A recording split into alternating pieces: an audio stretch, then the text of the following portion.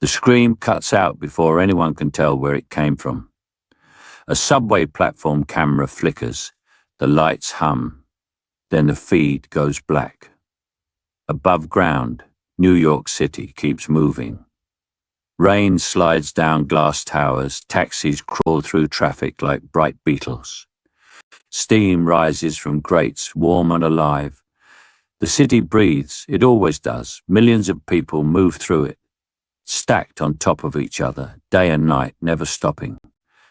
Deep below that motion, something moves back. In a service tunnel off the Lexington Avenue line, a maintenance worker named Louis steps over a puddle that is not water. It shines like oil. The air smells sharp like burned metal. He raises his flashlight. The beam shakes. The tunnel walls look wrong. They curve inward. They're coated in something dark and wet like the inside of a lung. "Hello?" he calls. His voice echoes once, then not at all. The thing drops from above, Victor. No one hears Louis die. The trains keep running. By morning, 3 people are missing. By noon, it is 7. The reports scatter across departments, lost tourists, homeless men, a sanitation worker. No pattern anyone can see. The city absorbs them. At the White House, President Donald J. Trump stands at the window of the Oval Office, hands clasped behind his back. The sky over Washington is grey. He does not like grey days. Grey days feel weak. "Say it again," he says. The men behind him shift. One wears a CIA badge, another wears a Pentagon uniform. A third is a scientist with tired eyes and shaking hands. "We have biological readings," the scientist says, "unknown origin. Not bacterial, not viral, not anything we can name." Trump turns. His face is hard, focused. "Is it a hoax?" "No, sir." "Foreign?" "We don't believe so." Trump walks back to his desk and sits. He leans forward. "Then what is it?" No one answers right away. In New York, the rain gets heavier.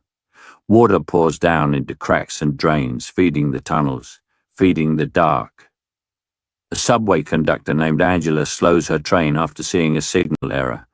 Red lights flash. The train screeches to a stop. The power cuts for half a second. Passengers groan as someone laughs, someone complains. Then the lights go out. In the black, something moves across the ceiling. When the lights come back, the train is silent. Doors hang open. Acid smoke eats through steel. The walls drip. No bodies are found. The report reaches federal channels within hours.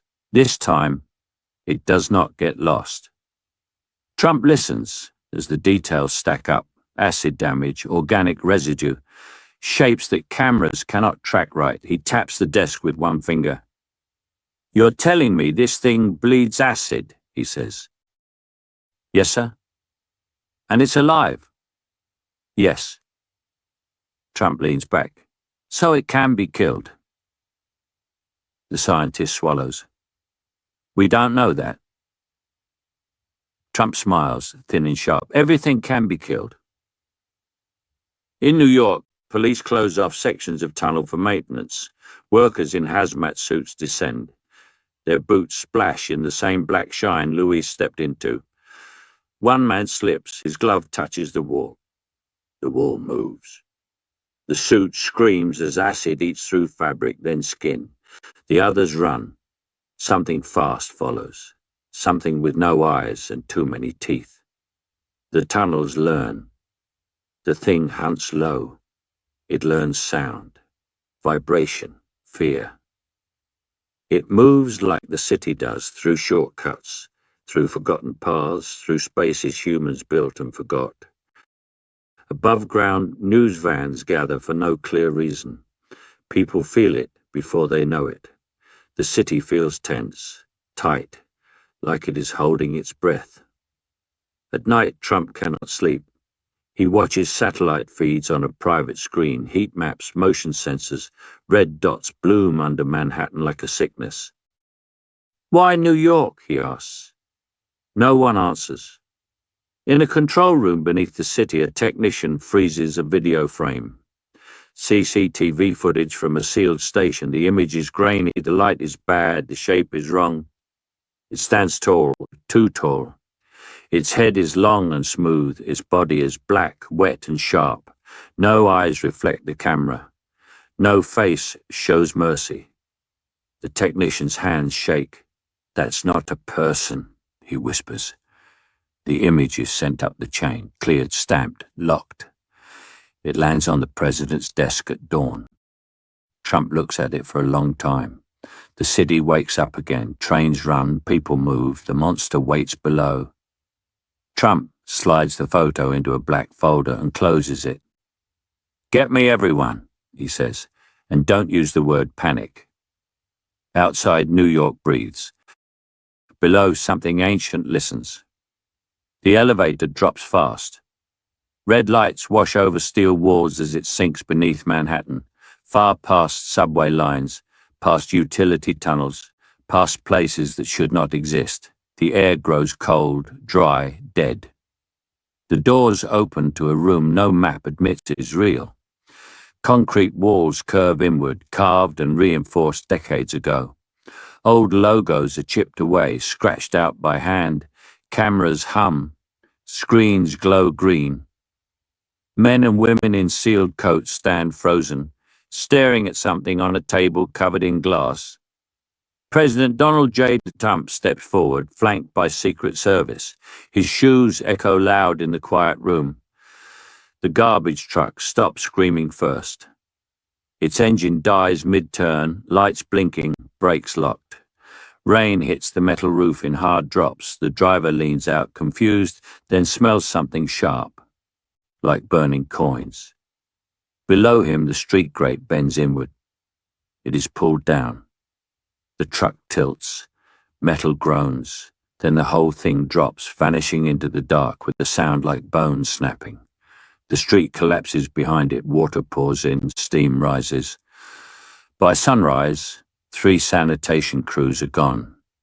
The city tries to patch the holes, it always does. Crews are sent underground to fix power lines where the subway has gone black.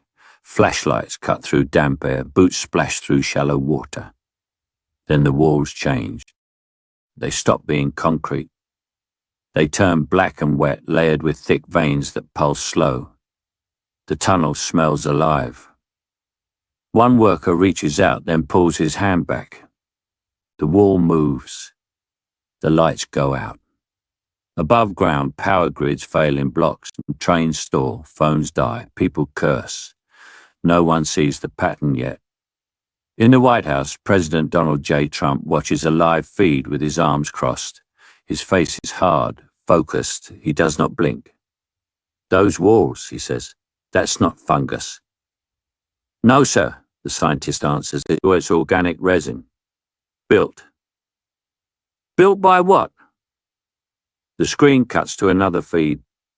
NYPD tactical teams descend into the tunnels. Their helmets glow blue, rifles raised, breathing loud in the narrow space. They turn a corner and stop. The tunnel opens into a chamber. It is wide, tall. The ceiling curves like ribs. The floor is layered with black resin. Shapes hang from the walls. Human shapes. Cocooned. Still breathing. One officer whispers, "Jesus." A shape moves above them. The first Xenomorph drops fast. Gunfire explodes, bullets hit, sparks fly. The creature screams, a sharp, tearing sound, and blood sprays. The blood hits the floor. The floor melts. Officers slip, one falls. Acid eats through his vest. He screams once, then not at all. The creature moves again, fast, smart. It uses the walls, the ceiling, the dark. Another Xenomorph joins it. Then another. The team retreats, dragging wounded men, firing blind. Acid burns through guns, through boots, through flesh. The tunnel learns their fear. The feed cuts. Trump leans forward. "How many?" "We don't know," the general says, "but this is a nest." Trump's jaw tightens. So it's growing. Yes, sir. Deep under the city, something smaller stirs. In a hidden medical lab, a man lies strapped to a table. His chest rises fast. Sweat covers his face. Doctors move around him, calm but scared. They don't say how he got here. They don't say what jumped onto his face. A small spider-like thing clings to him. Its tail is tight around his neck. Its fingers press into his skin. It breathes for him. The facehugger releases. It drops to the floor, twitching. Doctors rush in, alarms sound. One lifts the creature with metal tools. It curls, then goes still. Record everything, a voice says. This never leaves this room. The man on the table gasps, his eyes open, wide, confused. Am I okay? He asks. No one answers. Hours later, he sits up shaking, wrapped in blankets. Doctors watch from behind glass, heart rate normal. No signs of trauma. Then he screams. His back arches, his hands claw at his chest, blood soaks the sheets. Something pushes from inside him. Bone cracks. A small wet shape bursts free, screaming sharp and high. It hits the floor, slick with blood, and runs. Guards fire. Miss.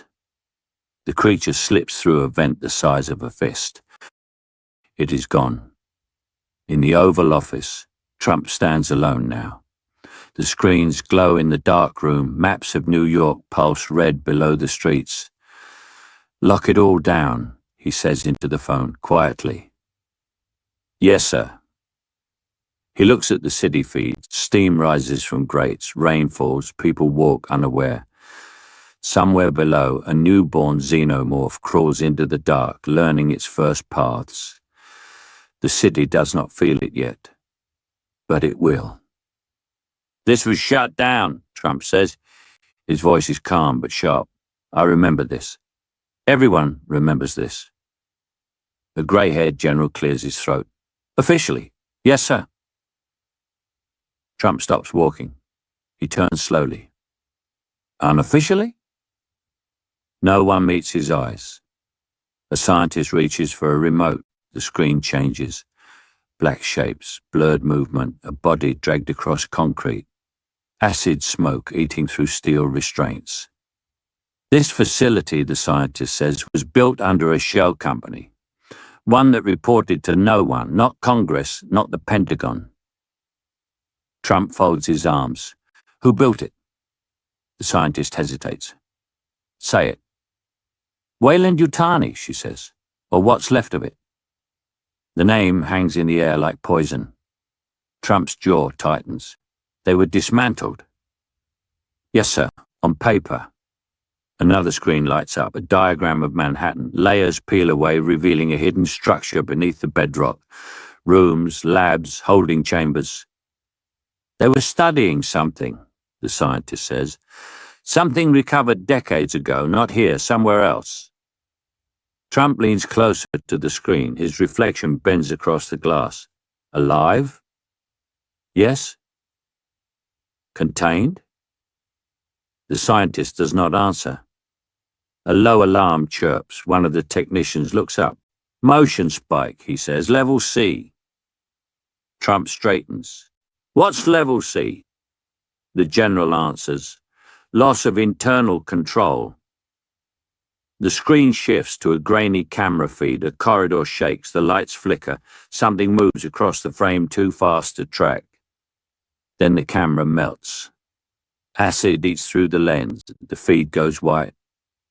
The room fills with quiet breathing. Trump looks around at them. His face is tight now, focused. This thing wasn't an accident. No, sir, the scientist says. It's a species. She taps the screen again. Data scrolls, bone density charts, growth rates, reaction patterns. It adapts, she continues. Heat, cold, pressure, weapons. Every time we change tactics, it changes back. Trump stares at the charts. So it learns.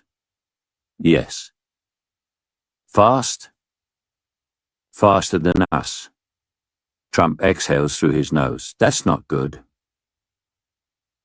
Another scientist steps forward, younger, eyes rimmed red from no sleep. He holds a tablet with shaking hands. We believe it wasn't just stored here, he says. It was breeding. Silence slams into the room. Breeding, Trump repeats. The scientist nods. Egg chambers, resin structures, a hive pattern. Trump turns toward the hidden map of New York. He points at the glowing layers beneath the city. You're telling me, he says slowly, that someone let an alien species build a nest under Manhattan? Yes, sir. Trump's voice drops. How many? We can't count them, the scientist says. They use the tunnels. They move through the city like blood through veins. Trump closes his eyes for a second. When he opens them, the room feels smaller. No leaks, he says. None. I don't want a word of this outside this room. The general hesitates. Sir, if the public... They panic, Trump snaps. Markets crash, roads clog. Millions die before the thing even reaches daylight. He steps forward, finger jabbing the air. Total silence, black budget. You don't exist. This place doesn't exist. Everyone nods.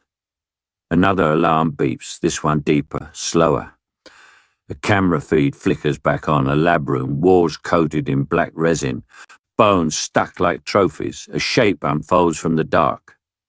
It stands taller than a man, its skin shines wet, its tail coils slow, patient. No eyes, no sound. The creature tilts its head, as if listening. The technician whispers, it knows we're watching. The creature steps forward, the floor cracks under its weight.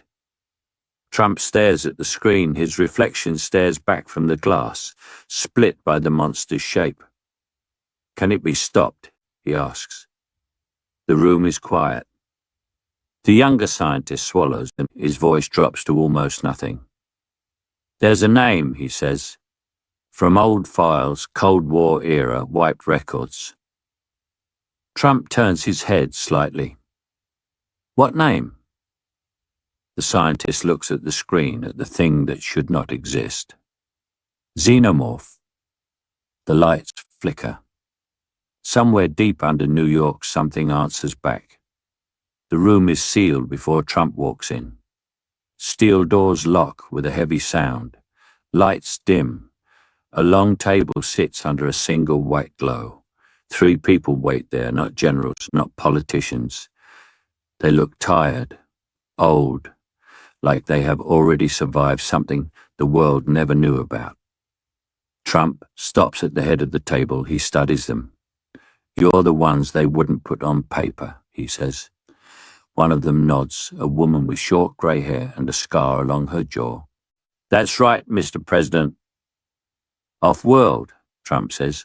That's what they told me. Yes. Trump sits, then start talking. The lights change, a screen comes alive, old footage plays, dark corridors, metal walls, screaming alarms. A shape moves through smoke, fast, clean, deadly. Trump watches without blinking. That's not New York, he says. No, the woman answers. That's a mining colony 40 years ago. The footage jumps, soldiers fire, acid sprays, and men fall apart screaming. Trump's jaw tightens. They didn't win. No, she says. They survived. Another consultant leans forward, a man with hollow eyes. We tried everything, guns, fire, bombs. We threatened, we negotiated. We lied to ourselves. Trump looks at him and it didn't care. The screen freezes on the creature's head, smooth, black, no eyes, no fear. This is not an enemy you scare, the man says. It doesn't want power or land or money. Trump leans back. So what does it want?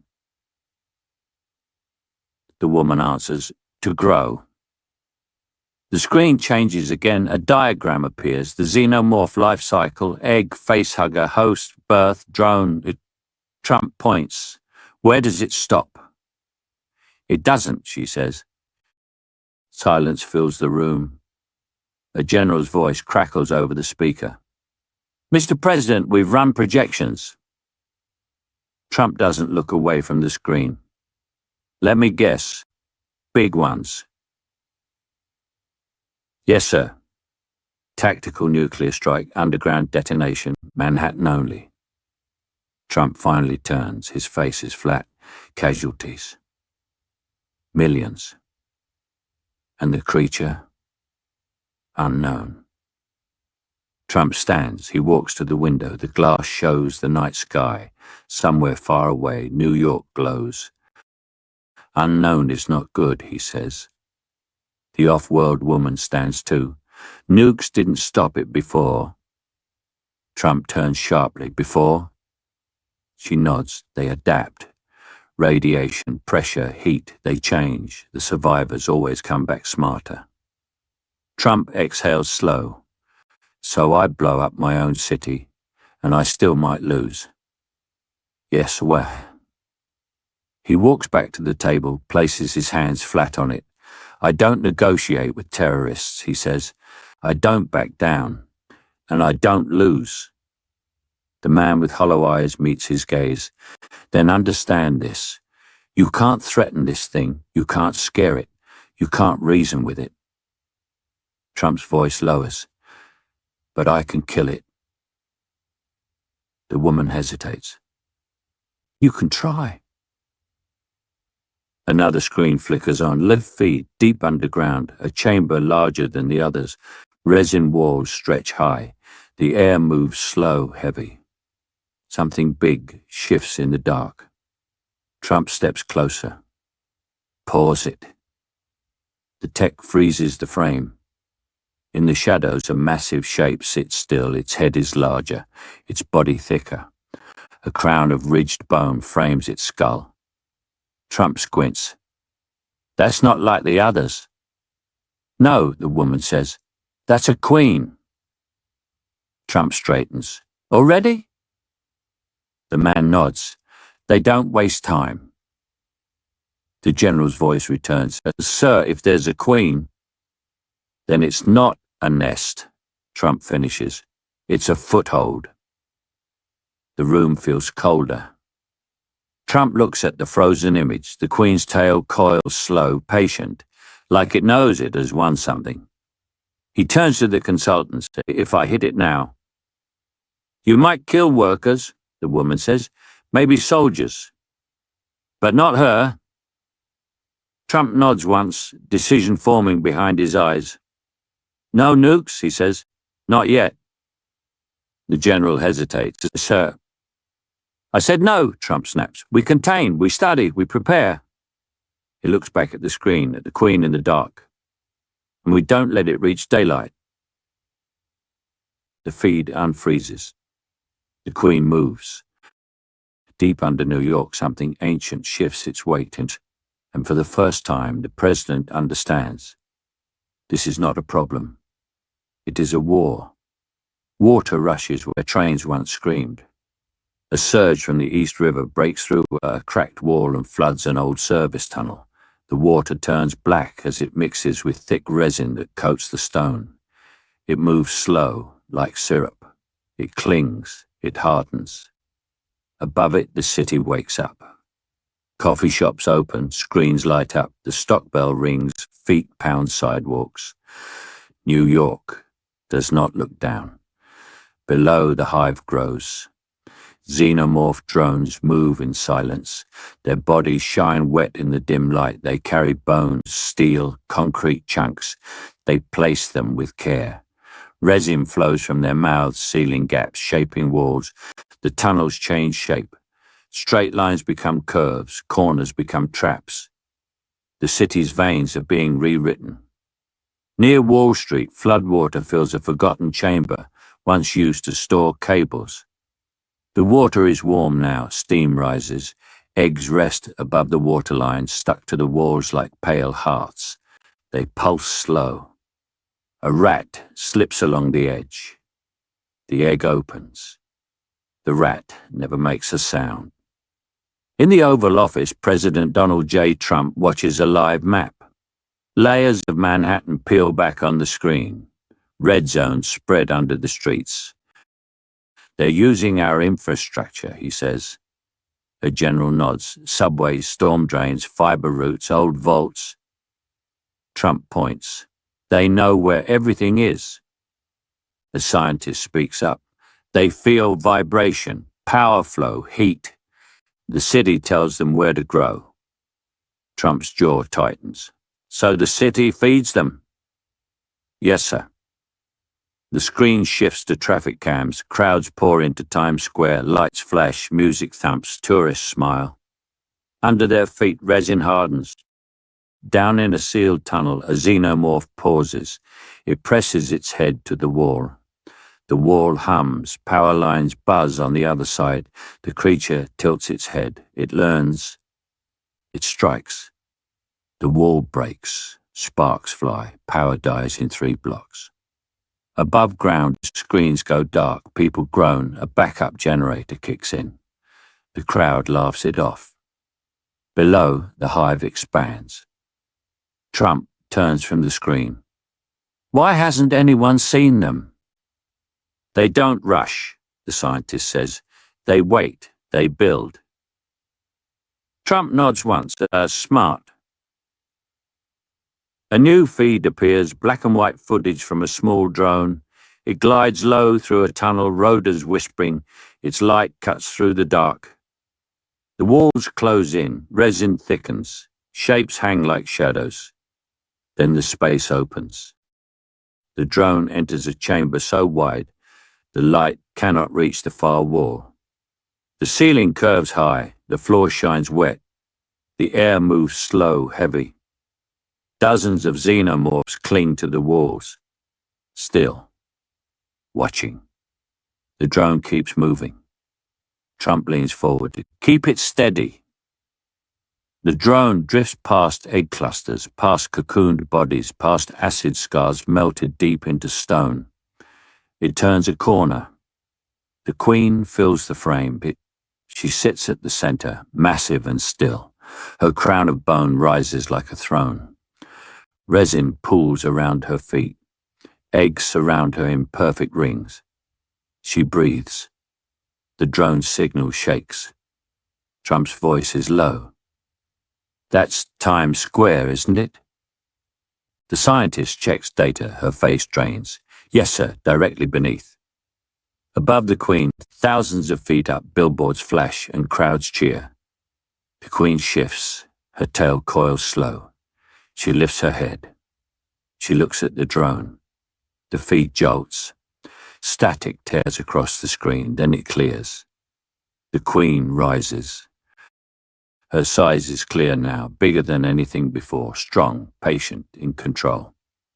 Trump straightens. She knows we're here. Yes, sir. The queen opens her mouth. A sharp hiss cuts through the feed. The drone shakes. Acid splashes up. The lens burns. The screen goes black. Silence fills the room. Trump exhales. So this isn't a nest anymore. No, the general says, it's a factory.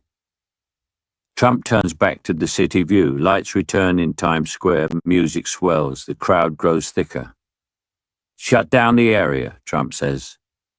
Sir, that would spook them, Trump finishes. I know.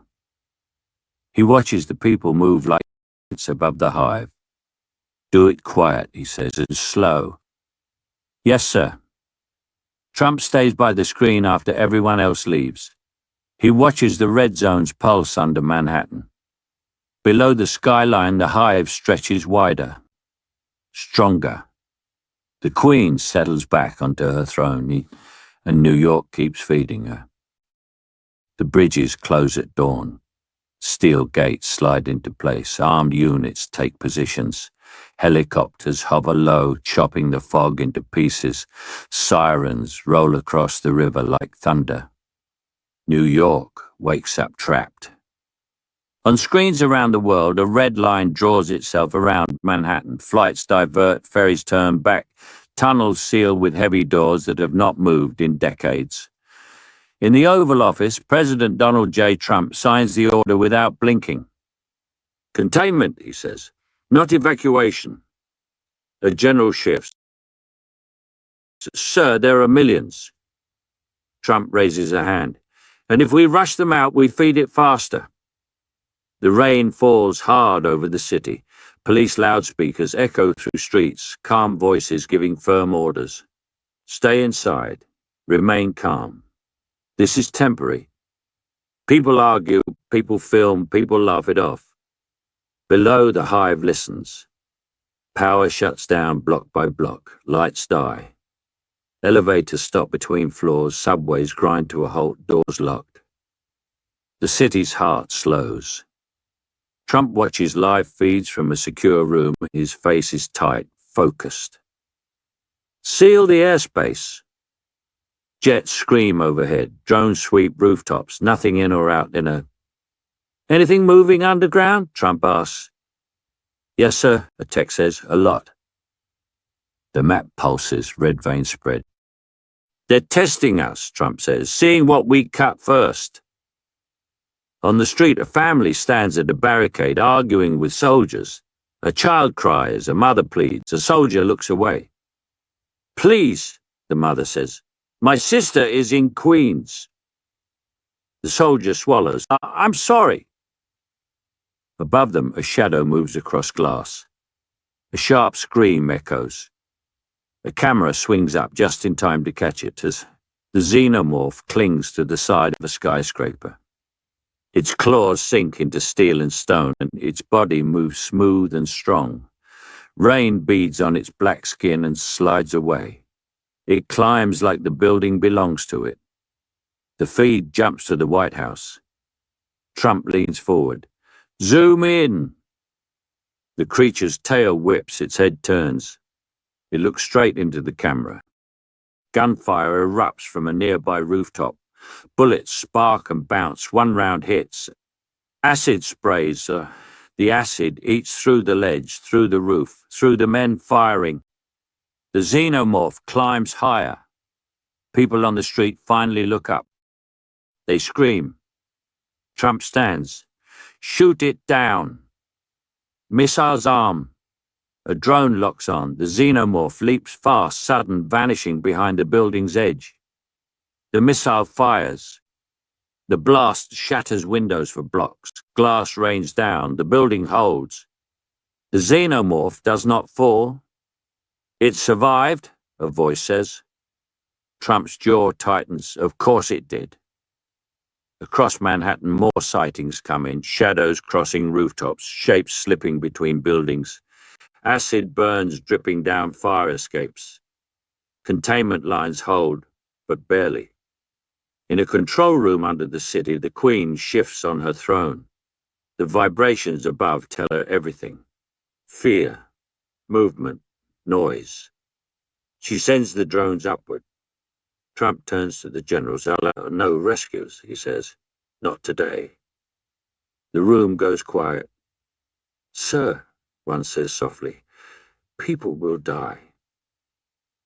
Trump looks back at the screens, at the red zone, at the creature climbing the skyline.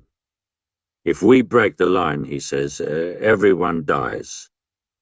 Another report comes in. Sir, the creature is heading higher toward broadcast towers. Trump exhales. It wants to be seen. Yes, sir. Then let the world see what we're dealing with. The feed switches to a wide shot. The skyline at dusk. Storm clouds roll in. Lightning flashes. The Xenomorph reaches the top of the tower. It stands tall against the storm, rain sliding off its crown. It opens its mouth and hisses, the sound carried by wind and steel. Phones buzz everywhere, screens light up, the image spreads. Trump watches in silence. Lock it down tighter, he says. No one leaves, no one enters. The order goes out. Manhattan becomes a fortress. Above it all, the Xenomorph grips the skyline like a flag. Below, the Hive grows, and the city learns what it means to be contained. The blackout is not random. At 2:17 a.m., power dies in a clean line from Harlem to Midtown, not blocks, not streets, a straight cut like a blade. In the dark, something moves. Generators kick on in some buildings. In others, nothing happens. Elevators stall. Emergency lights glow weak red. The city holds its breath. Below ground, Xenomorph drones cling to walls near power conduits. They strike together, not wild, not fast, precise. Claws pierce casings, acid flows in thin streams, careful not to flood. Wires melt, systems fail. The lights above die exactly where the Hive wants them to. In a subway tunnel, an NYPD tactical unit advances slow. Their boots crunch on broken glass. Night vision hums. The tunnel ahead is dark, too dark. "Feels wrong," one officer whispers. They step forward. The floor collapses. Two men drop into a resin pit below. Before they hit the ground, shapes surge upward. Tails snap, jaws open, acid sprays. The ambush lasts 8 seconds. Above, the city does not hear them scream. At the White House, President Donald J. Trump stands over a digital table. His face is set. The map of Manhattan pulses red and black, lines blinking on and off. "They're not reacting," Trump says. "They're planning." A scientist nods. Her hands shake as she scrolls through data. "They're learning load patterns, emergency responses, human habits." Trump looks at her. "How fast?" She swallows. "Hours, not days." Trump's eyes narrow. "That's faster than we thought." "Yes, sir, much faster." A new feed pops up. Traffic cameras. A street goes dark. A second later, a transformer explodes 3 blocks away. "They're drawing us," a general says, "luring response teams." Trump watches as fire trucks roll into the dark zone. Sirens echo, then stop. The feed cuts to static. Trump clenches his jaw. "They know how we move." Below the city, the Hive pulses with sound and heat. Drones reposition through sewer lines and elevator shafts. They block exits with resin. They leave one path open. A path humans always take. In a hospital near Central Park, backup generators hum. Nurses move fast. Patients breathe through machines. Monitors beep steady. A doctor wipes sweat from her face. "We're stable," she says. The lights flicker, then dim. A nurse looks up. "Generator 2 just failed."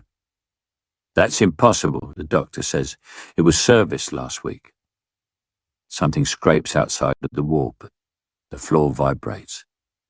In the White House, a technician freezes a thermal scan. Heat blooms beneath the hospital foundation. Trump leans in. "What's there?" "Old utility tunnels," the scientist says, "and sewer access." Trump's voice drops. "They're not hitting police stations." "No, sir. Not command centers." "No." Trump straightens. "They're going after where people can't run." The scientist nods slowly. "Hospitals, shelters, anywhere the weak gather." Trump turns away from the table. His reflection stares back from the dark glass wall. "They're hunting smart now," he says. Below the hospital, resin creeps along concrete. A drone presses its head to the wall. It listens, heartbeats, machines, fear. It signals. Above, a maintenance door bursts inward. Acid melts hinges. A xenomorph slips through, silent as smoke. A nurse turns. She never screams. In the Oval Office, alarms begin to layer. Red after red after red. "Hospital breach," a voice calls out. "Multiple locations." Trump turns fast. "Shut them down." "Sir?" Seal the buildings, Trump says. Lock them. A general hesitates. That traps civilians inside. Trump looks at him. His voice is hard. They're already trapped. The feeds show chaos, orderlies running, doors slamming, a xenomorph moving down a white hallway, black against the sterile light. Gunfire echoes, acid burns. Sprinklers rain down useless water. In the hive, the queen shifts. The vibrations above tell her everything. Panic, power loss, screams. She is not watching screens. She is watching patterns. The scientist's voice trembles. Mr. President, they're predicting us. Trump exhales slow. No, he says, they're outthinking us. Another map flashes, hospitals highlighted in red, one after another. Trump looks at the list. His jaw tightens. How many left? Too many, the scientist whispers. Trump straightens. Then we change the rules. He points to the map. Cut power to everything, not just where they strike. The room goes still. Sir, the general says, that would blind them, Trump snaps. They learn through us. So we stop teaching. The order hangs in the air. Below Manhattan, the hive hums. Drones wait in darkened tunnels. The city above begins to go black, block by block. In the hospital, emergency lights fail. The xenomorph lifts its head. Somewhere deep beneath the city, the queen feels the change. And she adapts. The numbers change every second. They glow red on the screen, climbing higher, faster. Millions of small dots represent people, each one trapped inside the red ring around Manhattan. President Donald J. Trump stands with his hands on the table. The room hums with machines and quiet fear. Say it again, he says. A woman from the Treasury speaks, her voice tight. A full evacuation collapses global markets within hours. Stock exchanges freeze. Supply chains break. Food shipments stop. Trump looks at her. How long before riots? Days, maybe less. The general steps forward. If we don't evacuate, the hive grows. If it reaches shipping lanes or airports, we lose the planet, Trump finishes. Silence. The rain pounds the White House windows. Thunder rolls low like something breathing. On another screen, projections play out. Blue lines show evacuation routes. They choke fast. Bridges jam. Ports flood with ships. Panic spreads like fire. Best case, the general says, we get maybe 40% out. Trump's jaw tightens. Worst case, the scientist answers, we carry the organism with them. Trump closes his eyes for a moment. Below New York, the hive moves. Drones shift eggs closer to warm zones, near shelters, near hospitals, near people who cannot run. The Queen does not rush. She waits. Mr. President, a voice says softly. It's one of the off-world consultants. We've seen this choice before. Trump opens his eyes. And there is no clean answer. Trump straightens. There's always an answer. He turns to the map. Red pulses under Manhattan. The city above still flickers with light. People still post photos, still walk dogs, still believe this will end soon. Trump points to the screen. If I evacuate fast? You spread it, the scientist says. The facehuggers only need one host. And if I lock it down tighter? You starve the hive, she says, but people starve too. Trump exhales slowly. His reflection stares back from the glass, older, heavier. Leadership weighs more when everyone is watching. A feed cuts in, live camera, a shelter in a school gym, rows of cots, children sleeping, guards at the doors. The lights flicker. Trump looks away. Give me a minute, he says. The room clears, doors seal. Trump stands alone with the screens, with the city, with the monster under it. He remembers towers falling, smoke, fear. A city hurt but alive. This city's tough, he murmurs. Another feed flashes, thermal scan. Movement beneath a shelter. The Hive is closer now. Trump walks to a small desk in the corner. A black folder waits there, inside orders no one wants to give. A pen rests on top. The door buzzes. "Sir," a general says through the speaker, "we need your call." Trump picks up the pen. It feels heavy. He looks at the world map. Lines connect everything. One city falls, the shockwaves spread everywhere. "If I save the markets," he says quietly, "I risk extinction." The pen hovers. "If I save the species," he continues, "I burn the world to do it."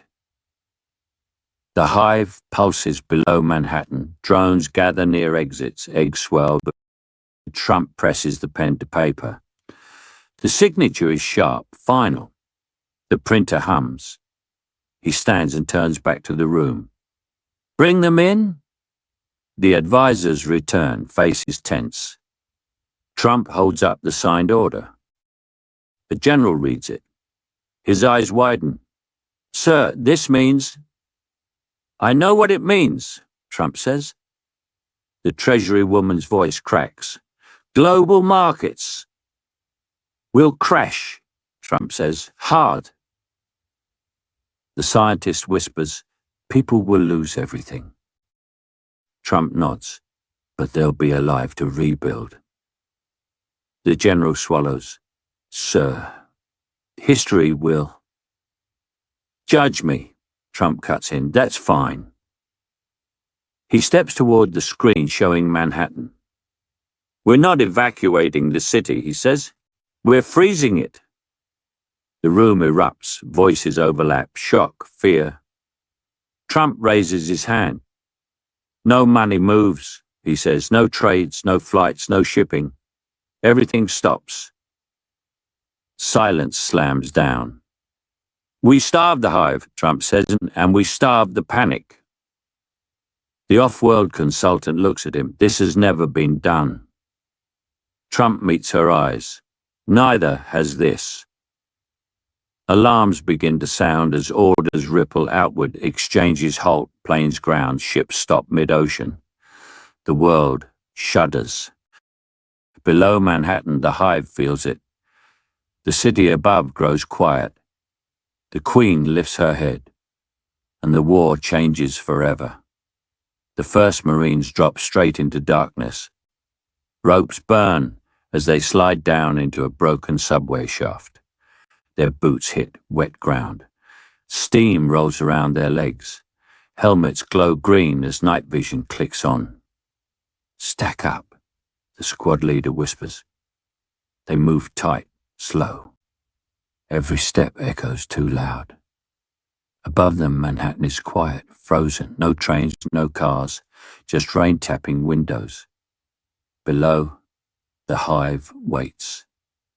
President Donald J. Trump watches from a secure command room. His hands are clenched behind his back. "These are the best," a general says. "They trained for this." Trump nods once. "Make it count." The Marines reach a tunnel where the walls change. Concrete fades into black resin.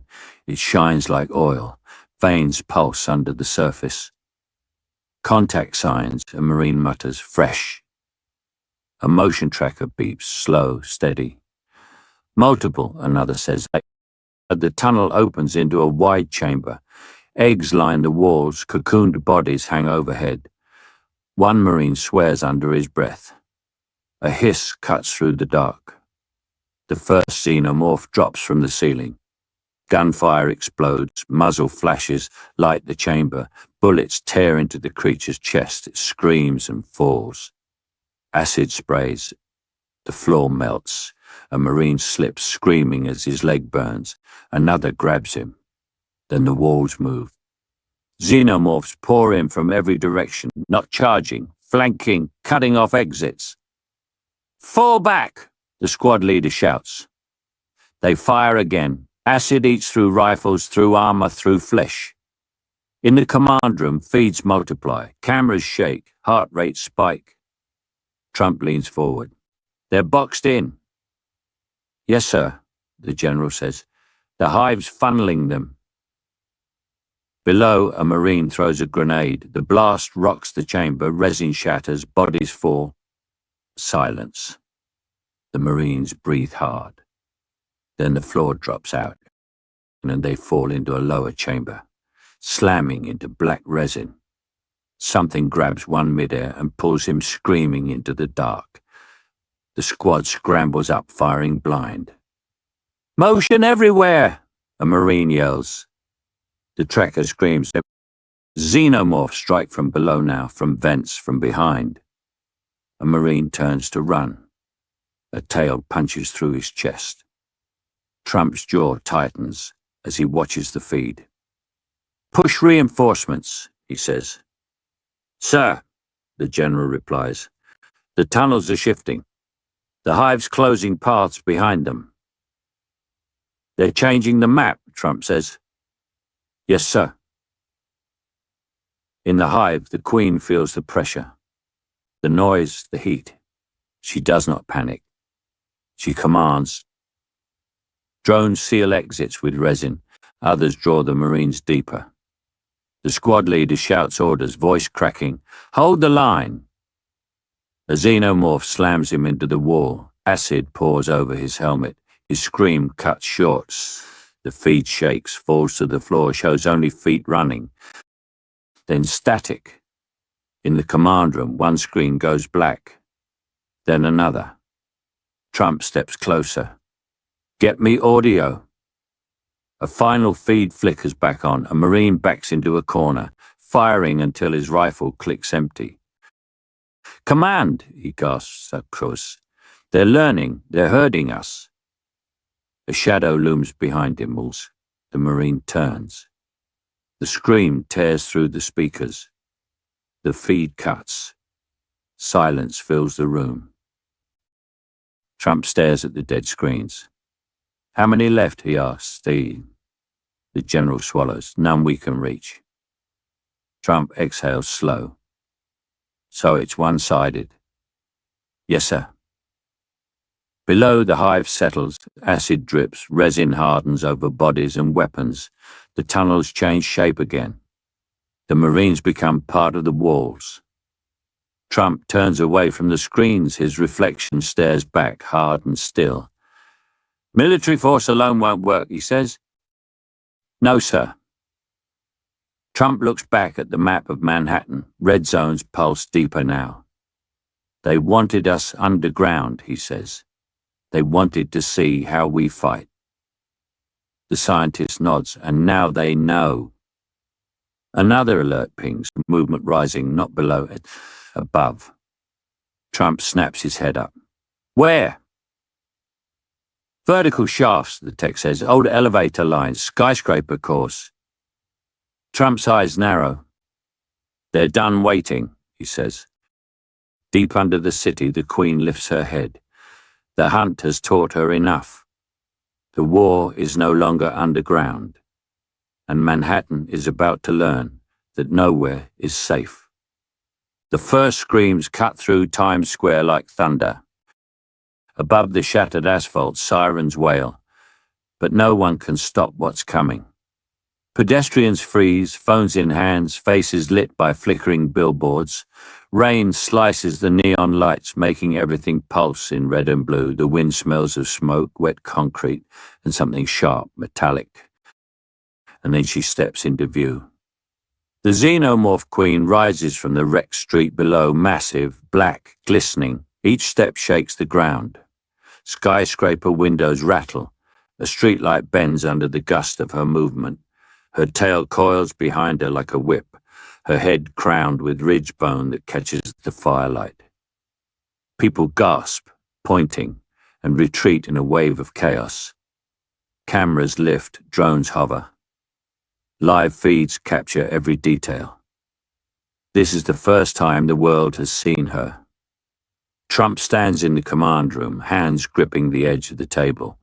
His eyes are sharp, scanning multiple feeds. The red zones pulse like a heartbeat on the digital map before him. She's real, he mutters. Yes, sir, the general says. All predictions underestimated her size, speed, intelligence. Intelligence, Trump repeats slow. He leans forward, fists clenched. She's learning, adapting. This isn't underground anymore. She owns the streets. Below her massive feet, cars flip and crush. A bus explodes in sparks and fire. The Queen lifts her head, scanning. Her inner jaw slides out, glinting, and she hisses, sharp, piercing. The sound carries through alleyways and tunnels, making hearts race and glass tremble. Police fire. Helicopters hover. Missiles streak toward her. Bullets strike her armored skin.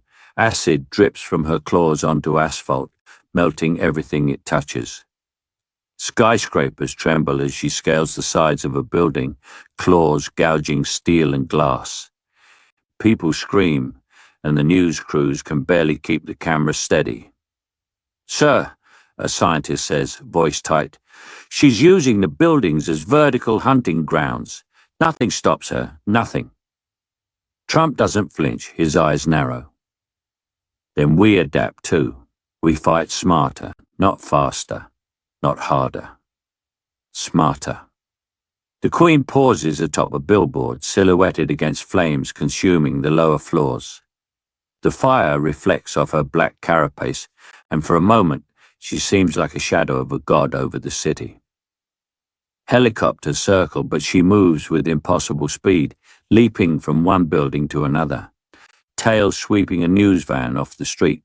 The camera lens shakes violently as reporters scream in terror. Below, people scatter into subways and alleyways. Traffic halts.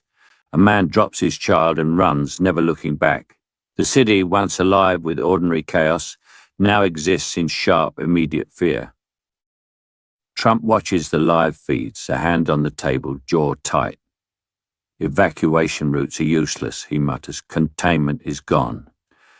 This secret, it's out. Everyone sees her now. A general swallows. Worldwide broadcast, sir. She's on every network. Trump nods, slow, deliberate. Then they need to understand what they're dealing with. No sugarcoating, no spin. This is real. He taps the console. Lock it down. Mobilize all remaining tactical units, air, ground, whatever we have left. And get me satellite feeds, track her every move. On the streets, the Queen leaps down, crushing a line of parked cars. Her tail lashes, sending fire and debris flying into the air. People scatter. Helicopter searchlights scan her massive form, illuminating resin that drips from her claws, forming slick black puddles across wet asphalt. A reporter stumbles, camera rolling. Oh my God, it's enormous. The feed cuts as a building corner crumbles behind her. Trump clenches his jaw. She's learning faster than we ever imagined, he says, and she's not stopping for anyone. The Queen lifts her head to the skyline, hissing once more.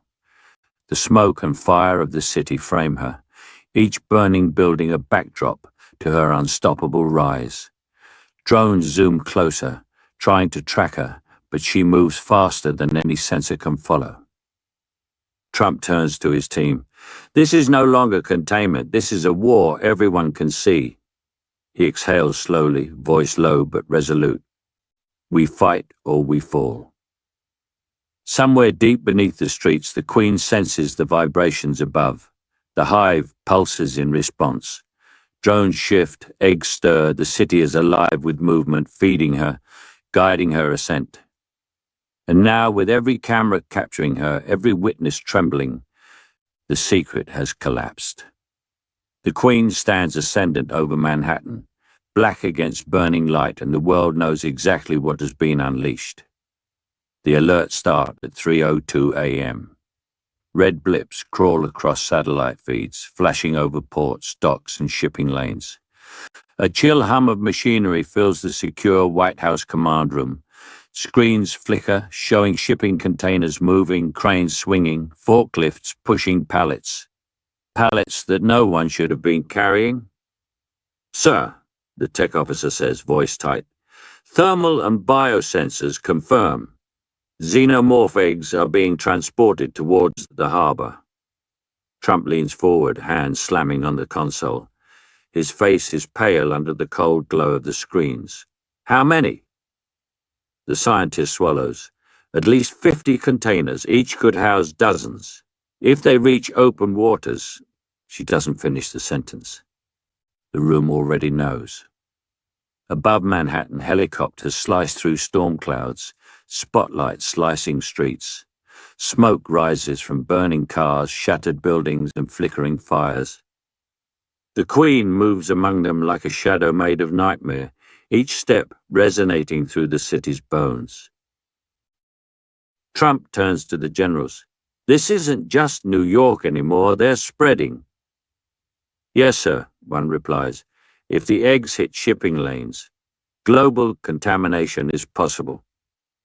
A voice crackles in from NATO. "Mr. President, we cannot wait.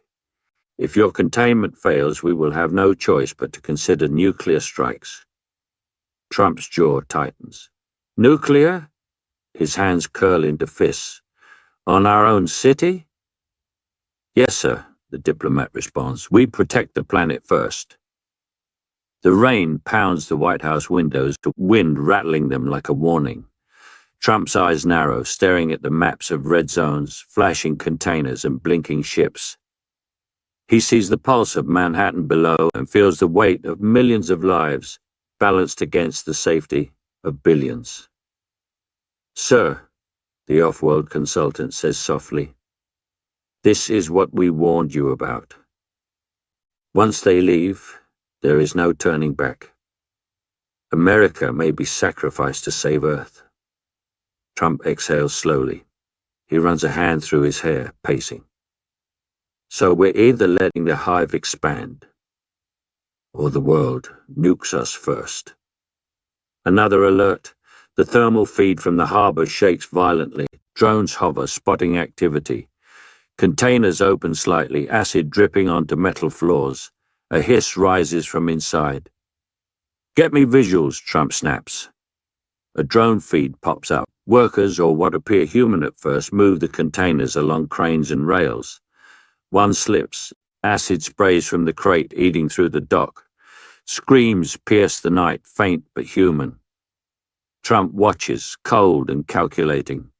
"They're bold," he mutters. "They're testing boundaries." "Yes, sir," the general says. "They're learning from our defenses. They're not random." A scientist points to a blinking map. "The Queen isn't just in Manhattan anymore. She's coordinating. She knows where the containers are." Trump clenches his jaw. "So we're dealing with intelligence at a scale we've never faced." The world outside grows louder. News channels broadcast live footage of chaos, flames, smoke, citizens screaming, military vehicles maneuvering. But above all, the shadow of the Queen dominates every skyline shot. Every satellite feed, every camera, every street-level phone captures her. "Global panic is spreading," the diplomat continues. "Countries are threatening unilateral action.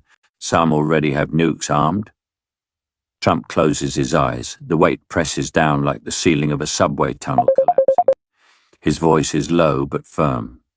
"We cannot let her leave Manhattan. Not ever."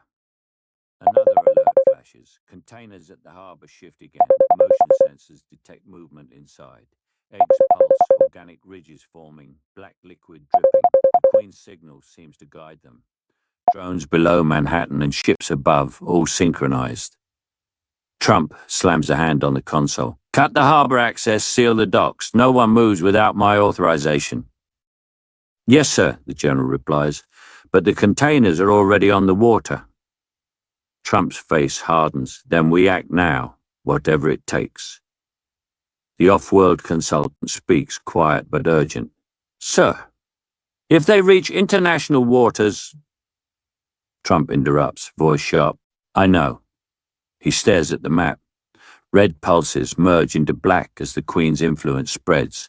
Manhattan is a fortress, but the world is watching and threatening to destroy it.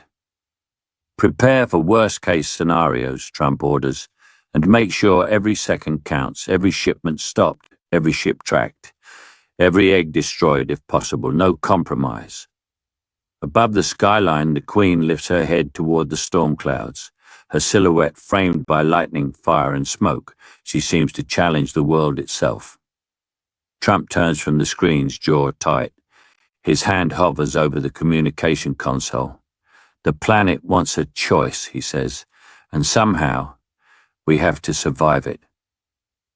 Below, Manhattan pulses. The hive adapts, the eggs tremble, and the countdown to global catastrophe begins.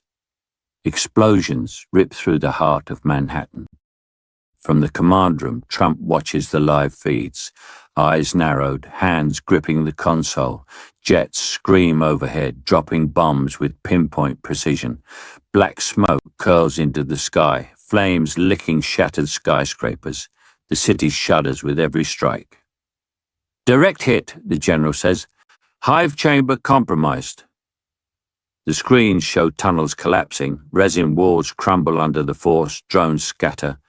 Smaller xenomorphs scream, screams carried through tunnels and streets alike, muffled by falling concrete. Trump exhales slowly, shoulders dropping for the first time in hours. About time, he mutters. Let's see what's left of her. From the rubble, a massive shadow emerges. For a moment it moves sluggishly, then it falls. Silence follows, no hiss, no claws, no tail whipping through steel. Queen is down, the scientist whispers, eyes wide, voice trembling. Confirmed visual. She's dead. The world explodes with cheers. Across the globe, screens show the news. Manhattan devastated, yes, but the monster gone. Flags wave, fireworks flare, relief floods social media. Markets spike as if the apocalypse has been postponed. Trump leans back and allowing himself a small nod. Good, he says. Finally, some control. But the celebrations are premature. Far above the harbor, an evacuation ship rocks in the rain. People huddle in lifeboats, shivering, exhausted, clinging to hope. On board, crews check manifests, run medical triage, and count survivors. The city is behind them, burning but alive. A sudden movement catches a young officer's eye. A small, pale creature slithers from under a crate. It is tiny, almost delicate compared to the Queen, but its tail flicks and its legs move with terrifying precision. A facehugger. The officer freezes, his eyes widen. Sir, he breathes, we have a problem. Trump, in the command room, leans forward, voice tense. What kind of problem? On the evacuation ship, the officer stammers, biohazard detected. It's a facehugger. The cameras aboard the ship capture the horror. The creature leaps, wrapping its legs around a crew member. The man screams, slamming against the bulkhead. The creature's tail coils around his neck. His helmet smashes the wall. Screams ripple down the corridors. Trump's face hardens. How many? Just one, for now, the officer says, voice shaking. But it's alive, sir, and it's moving fast. The general mutters under his breath. We thought we ended it. We only delayed it. Trump steps away from the console, jaw tight, pacing. His reflection glimmers in the darkened glass of the screens. Then we haven't won. Not really. The Queen is gone, but they breed too fast. One of those is all it takes. The scientist leans forward, tapping the display. Sir, the Hive isn't just a queen, it's an army. One facehugger could start a new cycle. Trump's eyes narrow. We neutralized the surface threat, he says, voice low but hard. But this is the seed. He taps the screen showing the evacuation ship. If it reaches the mainland or another vessel, we're back to square one. Worse, maybe. Below, the Queen's corpse smoulders in a ruined subway chamber.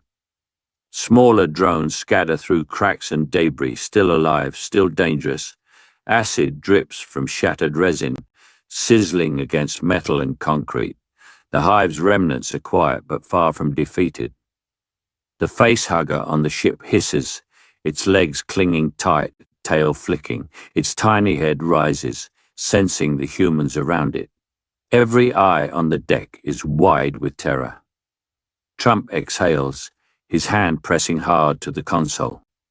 Containment failed in one moment. Surface victory means nothing if the seed survives. A general swallows hard. Sir, evacuation ships, they're moving. Fast. Trump turns, eyes scanning the city in flames, the Queen's last bastion. Then we track every one, every ship, every dock, every shipment. Nothing leaves Manhattan without our eyes on it. The officer aboard the ship screams again as the facehugger leaps. The chaos spreads in waves, shaking the decks, throwing crew to the floor. Alarms blare. Trump watches the feeds, his face grim. Hope is dangerous, he mutters, especially when it's false. The world cheers for a moment. Fireworks bloom across continents. Markets recover. Leaders breathe easier.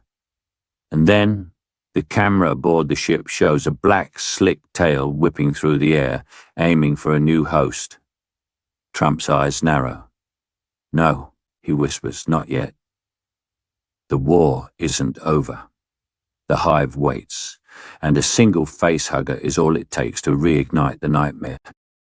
The city trembles again, but this time, no one is cheering. From the command room, Trump watches the live feeds, fists tight against the console.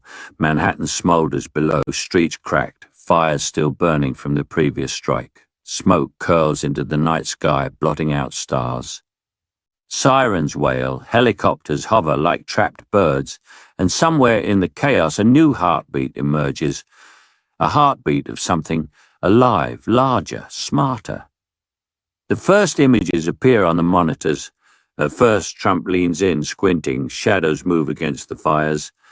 Then the figure rises, taller than the original Queen, sleek black carapace glinting wetly under the fires, claws scraping against concrete like steel against steel.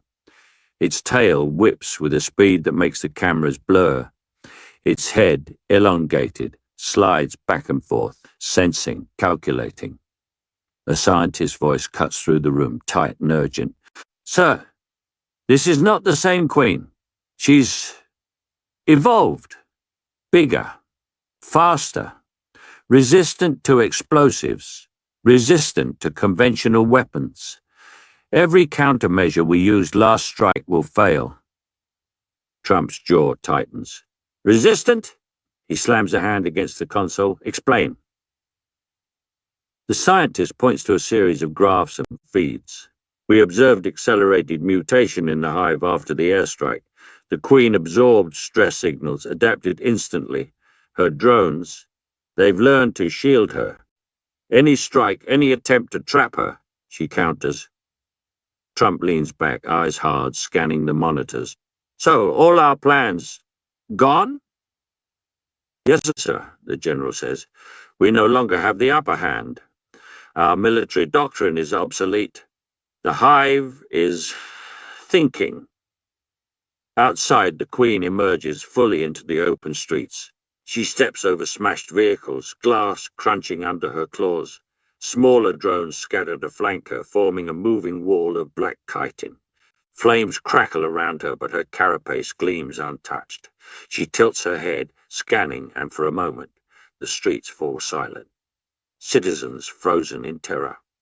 Helicopters hovering without a sound. Every eye fixed on the apex predator of the city. Trump grips the edge of the console.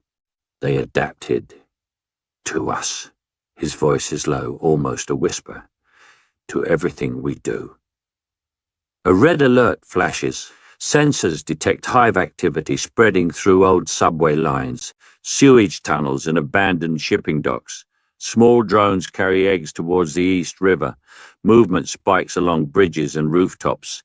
The Queen isn't just surviving, she's expanding. She's spreading beyond Manhattan, the scientist says, voice tight. If she reaches the harbor, the docks, she'll have access to the world. Trump leans closer to the screen, voice steady but cold. Then we cut it off. No shipment leaves. Every vessel, every crate, every dock monitored. Do whatever it takes. The general swallows. Sir, even if we do, her adaptation is ongoing. Any strike now could accelerate it further. Trump's eyes narrow. Then we hit smart, surgical, every action calculated, and no rash moves. We can't give her a lesson to learn from. Outside, the Queen leaps from the roof of a crumbling high-rise, landing in the middle of the avenue with a thunderous impact. Cars are thrown aside, flames flare where her tail strikes. Civilians scatter, screaming. Police and National Guard units fire, but their rounds deflect off her black armor. Acid hisses from small drones, eating through barricades and vehicles alike. Trump turns to the off-world consultant. How do we fight something that adapts faster than we can? She exhales, grim. You don't. You survive, delay, contain. Learn from her. Trump's jaw tightens. He taps the digital map, red zones blinking furiously. Contain. Manhattan is lost if she moves beyond it. The city is our line. If she crosses... He doesn't finish. A new alert flashes. Drones detect movement along the East River. Containers shift, small eggs pulse within crates. The Hive is no longer underground. It is moving outward, toward the world. Trump stares at the monitors, the Queen's silhouette framed by fire and smoke. Then we fight, smarter than ever before, he says. We adapt before she does. Below the skyline, the Queen pauses atop a ruined skyscraper, tail coiled, claws gripping steel. Her head tilts, sensing the pulse of the city, of the world. The Hive expands, darkness spilling outward like ink across a map. Trump exhales, voice low but resolute. Humanity's playbook is gone. Time to write a new one. And Manhattan trembles, knowing that the war has changed, and the Hive is evolving faster than anyone can prepare. Rain lashes against the reinforced windows of the Ground Zero command bunker. Lightning flashes over the ruined skyline, illuminating the skeletons of Manhattan towers, the black scars of fire and the slick, pulsing veins of Xenomorph resin creeping through the streets. Outside, the city is a storm of chaos, screaming sirens, overturned vehicles, and distant explosions. But inside, the hum of technology and human voices forms a tense bubble of control. President Donald J. Trump stands at the center of the operations floor, hands clasped behind his back. Multiple screens flicker with live drone feeds, satellite images, and thermal scans. His eyes scan the chaos below with unwavering focus, jaw tight. The generals and advisors surrounding him exchange nervous glances, bracing for his next words. Sir, the Chief of Staff says cautiously, our evacuation protocol is ready. We recommend extraction immediately. This facility may not hold if they breach the city proper. Trump turns slowly, face illuminated by the cold glow of monitors. His expression is hard, almost defiant. Evacuation?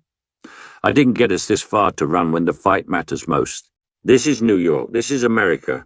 If humanity is going to show teeth, it starts here. A general steps forward, voice low. Sir, Xenomorph activity is increasing. They've adapted to urban defenses. Breaches are imminent. No fortified zone can guarantee... Trump cuts him off, hand raised. Symbolism matters more than safety right now. If people see their president leave, it's over. If I stay, we show the world human dominance still has a place. We hold the line. The staff swallows hard. Silence settles briefly. punctuated only by the low hum of computers and the distant crackle of fires outside. The president walks along the perimeter of the command room, stopping to inspect each live feed. He points at a red blip on a map overlaying the city streets. "They're moving along old subway lines," he says, voice calm but sharp. "We know their paths, we know the choke points. Keep those drones active. Every tunnel, every street, they go through it. We see it. We adapt faster than they do." Suddenly, a comms officer shouts, "Sir! Sensors detect multiple breaches along the perimeter, south and east entrances. They're climbing walls." Trump steps forward, eyes narrowing. "Show me." The screens flicker to live feeds of armored fences being torn apart, black forms scale broken concrete walls, dripping acid on steel reinforcements. Smaller drones scuttle like insects, spreading out in coordinated formations. Helicopters hover above, their searchlights casting grotesque shadows. One xenomorph leaps from a collapsed overpass, landing with a ground-shaking thud in the middle of the street below, its tail whipping with lethal precision. The president clenches his fists. "Deploy countermeasures. Non-lethal if possible. Containment first. Show them humans aren't easy prey." The bunker shakes as a distant explosion rocks the streets outside. Dust falls from the ceiling vents. Staff huddle over consoles shouting orders. The smell of smoke filters in through air intakes. Trump's face remains composed, but his eyes flash with resolve. "They want fear," he mutters. "They want us to flee. We don't. Humanity fights. We stay." A video feed shows a drone being sliced in half midair, sparks spraying as its electronics fail. The xenomorphs below continue their relentless push, claws scraping asphalt and concrete. Another breach occurs and alarms wail as acid eats through a perimeter wall. Soldiers open fire, but the creatures move too quickly, flanking them with terrifying intelligence. Trump leans over a console, voice low but firm. "Contain them here. Every inch counts, every second counts. If they take this bunker, then Manhattan, and maybe the world, loses more than just buildings. They lose hope." The scientist in the corner speaks, voice trembling. "Sir, even symbolic defense is collapsing. The Queen's new Hive is coordinating these assaults. The breaches are deliberate. They're testing your leadership." Trump looks up, eyes steely. "Good. Let them test it. Let them see we don't retreat. Leadership isn't measured by comfort. It's measured by standing where it matters, and I'm standing." A low hiss reverberates through the bunker's metal walls. The ground shakes beneath heavy, coordinated footsteps. Shadows flicker across surveillance monitors. The xenomorphs have reached the outer perimeter. Soldiers brace, weapons ready, but fear is visible in their eyes. Trump steps to the main window, gazing at the approaching forms silhouetted against the fires of Manhattan. "Then let them come," he says, voice calm and resolute. "We'll show them that humans and America will not bow. Not today." Outside, the creatures close in. Their claws scrape concrete, tails lash, acid drips sizzling into puddles. The bunker trembles again. Trump turns to the generals. "Remember this. Every action counts. We defend, we endure, and we adapt. Humanity stands or it falls, but we lead from here." A flash of lightning illuminates the sky, casting the president's silhouette over the command room, resolute and unflinching. The storm outside mirrors the war erupting on the streets, but inside, leadership becomes symbol, defiance in the face of unstoppable terror. The xenomorphs reach the perimeter, claws scraping metal, and the battle for ground zero begins. And Trump stands, unyielding, the embodiment of human resolve as the city trembles around him. The morning sky over Manhattan burns with fire and smoke, a crimson haze reflecting off shattered glass and twisted steel. Lightning cracks through dark clouds as if the heavens themselves recoil from the chaos below. Jets roar between skyscrapers, their engines screaming as they weave through the jagged skyline, trying to target xenomorph drones swarming from alleys, subway vents, and collapsed rooftops. The streets are rivers of flame and smoke. Abandoned vehicles burn, acid sizzling through metal and asphalt, hissing like a chorus of dying machinery. Helicopters hover desperately, gunfire spraying as claws tear through rotors, pilots screaming into crackling comms. Every step, the xenomorphs take echoes with lethal precision. Their tails whip through concrete, acid drips melt reinforced barricades, and drones leap from walls with terrifying coordination. Manhattan is no longer a city. It's a battlefield sculpted by nightmare. Inside the Ground Zero command bunker, Trump watches every feed with unflinching focus. Sweat glistens on his brow as he leans over the central console, fingers tapping commands with exacting precision. Screens flash red, yellow, and black as sensors pick up movement from every corner of the city. His jaw tightens, eyes narrowing, as another xenomorph smashes through a street-level barricade, flinging a National Guard vehicle like a toy. "They're everywhere," the general mutters, voice tense, watching feeds showing drones scaling the sides of damaged skyscrapers. "Nothing we do stops them." Trump doesn't flinch. "Then we fight smarter," he says, voice low and controlled. "Every angle covered, every street watched. We push them back, not run." Suddenly, a live feed from a rooftop camera catches the Queen herself. Her massive silhouette stretches across 2 city blocks, her carapace glinting wetly under the rain. She leaps from one broken tower to the next with impossible grace, tail lashing, wings of shadow sweeping the streets. Every xenomorph in sight seems to move with her intent, converging, swarming, and tearing through human defenses. "She's targeting us," the scientist says, pointing at the command center's location on the map. "Her drones are clearing a path. She knows where you are, sir." Trump exhales sharply, eyes hardening. "Then we make sure she doesn't get inside. Not today, not ever." The bunker shakes as distant explosions rock the streets above. Dust rains from vents, alarms wail and monitors flicker. Soldiers inside the command center scramble, loading weapons, firing into feed simulations and calling coordinates. Outside, jets spiral around crumbling towers, firing missiles that erupt in blinding light, but drones rip through them mid-air, twisting metal and igniting fuel. The Queen lands on a shattered high-rise adjacent to the bunker, the building groaning under her weight. She roars, a soundless, chilling vibration that reverberates through the steel and concrete alike. Her drones leap in waves, acid hissing as it eats through barriers, and the street erupts in chaos. Civilians, those still alive, scream and run as xenomorphs scatter to every corner, turning the city into a labyrinth of death. Trump steps up to the main console, voice sharp. "Focus fire on the drones near the base perimeter. Target the acid streams, not the streets. Don't give her any advantage." The general nods, issuing orders. Outside, heavy machine guns tear through black limbs, explosions rocking the city in waves. Yet the Queen advances relentlessly, moving with terrifying intelligence. Drones leap to intercept helicopters, their claws shredding metal as tail strikes ignite fuel lines.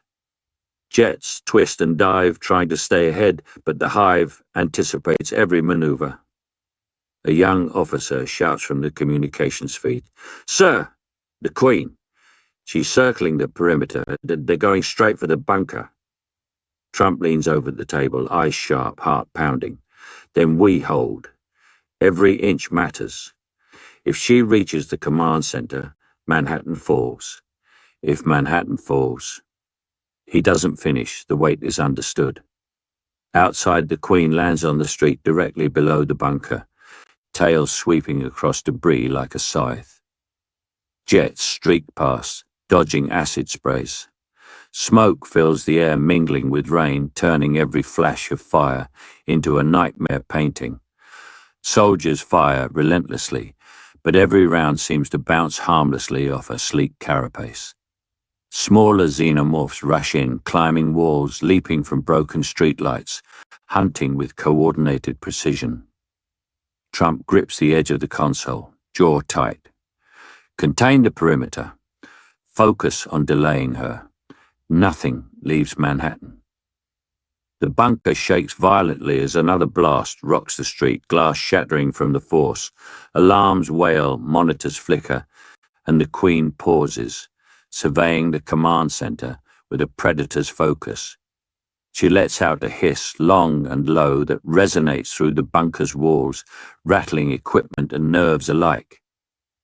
Trump straightens, voice cold, cutting through the chaos. She thinks she can intimidate us. She thinks she can win. Not while I'm standing. We hold the line, we fight, we survive. Lightning flashes, illuminating the ruined skyline, showing the full scope of the battle. The Queen's tail lashes, smashing vehicles. Jets spiral, firing everything they have. Drones scatter, but the Hive adapts, coordinating strikes, anticipating every move. Manhattan is unrecognizable, a battlefield of fire, smoke, and acid, but the fight is far from over. And then, the Queen rises onto the top of a skyscraper, claws digging into steel, head cocked toward the bunker. She hisses, a signal, a challenge, a promise. The war for the skyline is just beginning. The command bunker trembles as Trump steps toward the central console, eyes scanning the chaotic feeds from across Manhattan. Fires still burn through shattered streets.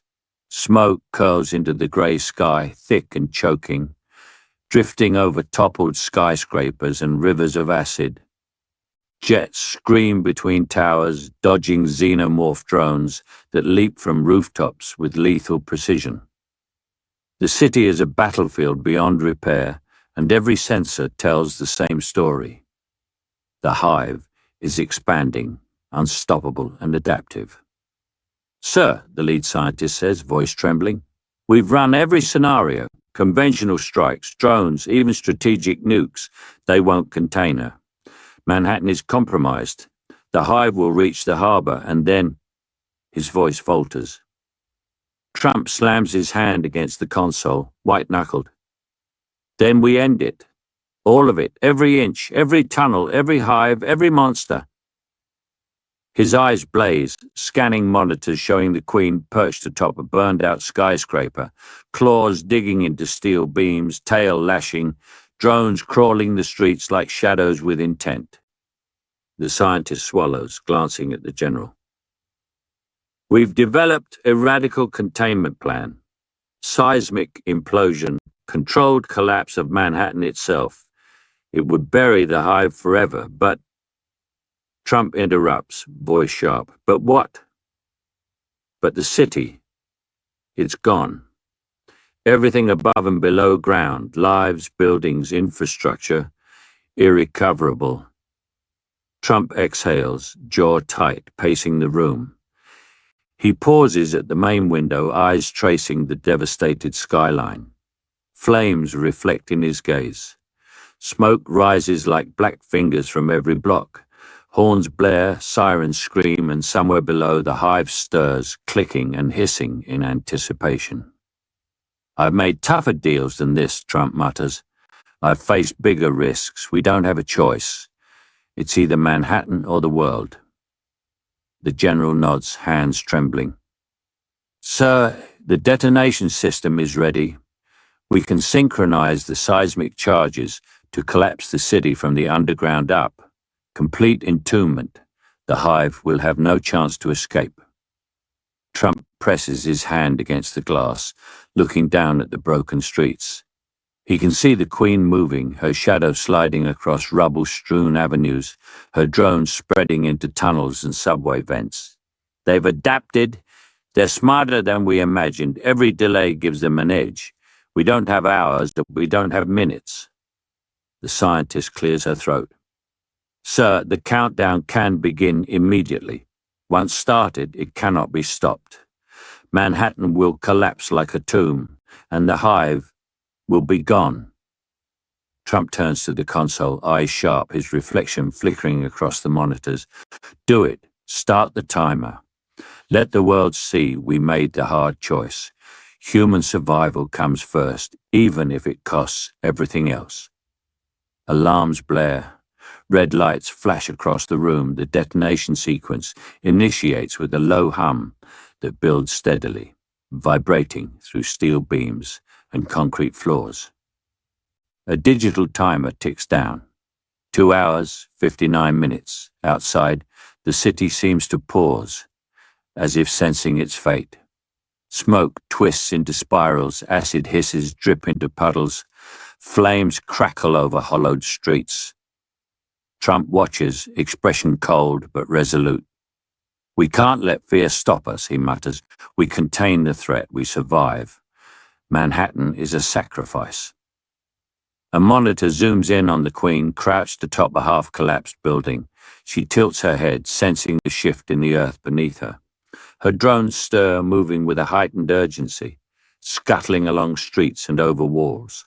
The Hive has learned, adapted, and now the city itself will become their prison. Sir, the general says, voice tense, evacuation ships are approaching the harbor. If any drones reach them, the Hive could spread. Trump's jaw tightens.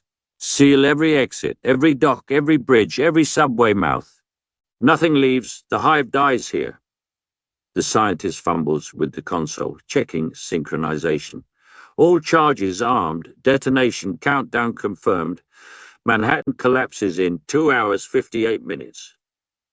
Trump steps to the window again, watching the Queen as she shifts on her ruined skyscraper, tail coiling, claws scraping concrete, sensing the impending doom. The Hive doesn't know yet that the city itself is about to become its tomb. A distant rumble shakes the bunker. Dust falls from vents. Soldiers grip their weapons tighter, eyes on the monitors, hearts hammering. The Queen hisses, a soundless vibration that shakes the steel and nerves alike. Trump's hand clenches into a fist. The world will survive because we made the hard choice, he says, voice steady and commanding. Humanity always finds a way. Outside, Manhattan trembles as the first shockwaves ripple through the subway tunnels. The Queen leaps to the next broken tower, sensing the subtle shift beneath her claws. Acid drips sizzle against metal. Fire and smoke mix with the earth's tremor. Inside, Trump watches the timer tick down. 2 hours, 57 minutes. 2 hours, 56. Every second is a heartbeat, a warning, a countdown to irrevocable destruction. The city, the Hive, the skyline, all teeter on the edge of annihilation, and now there is no turning back. The detonation timer begins. The monitors flicker, casting cold light across the command bunker. Manhattan's skyline is almost unrecognizable. Shattered towers, rivers of fire, smoke twisting into the storm-heavy sky. Streets once packed with life are now skeletal canyons of debris, the occasional glow of acid pools reflecting the ruin around them. Helicopters dodge Xenomorph drones like frightened birds, engines screaming, but most have fallen, twisted wrecks littering the streets.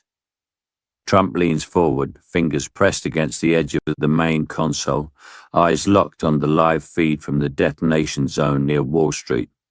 His jaw is tight, teeth gritted, eyes unwavering. The Queen is there. She moves with terrifying elegance, long claws scraping against cracked concrete, tail whipping, every step calculated.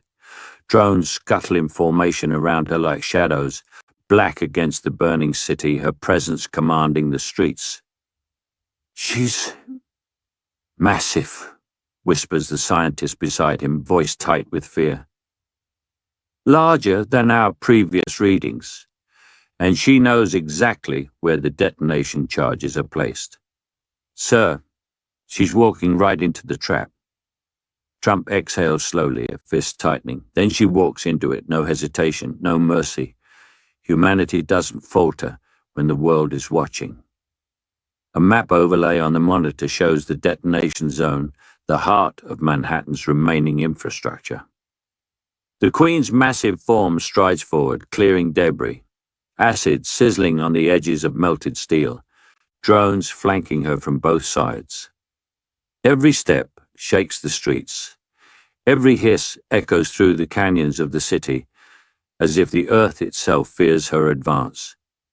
Outside, the last evacuation vehicles crawl toward the harbor, carrying the few survivors left, their headlights piercing the smoke.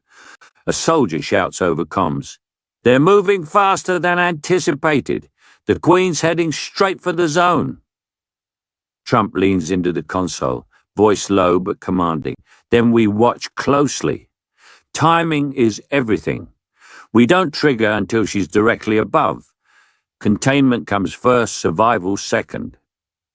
The Queen pauses briefly atop a crumbled high-rise, her elongated head tilting, sensing the vibrations below. Her drones move like living armor, pushing aside obstacles, clearing a path.